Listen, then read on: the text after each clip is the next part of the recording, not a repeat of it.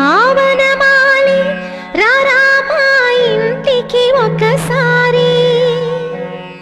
అలిగి చెలరేగి చెయ్యాలి అల్లి బిల్లి కొంటే అల్లరి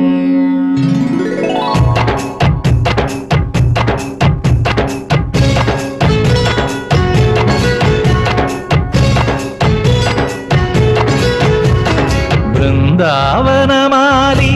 రారామా ఇంటికి ఒకసారి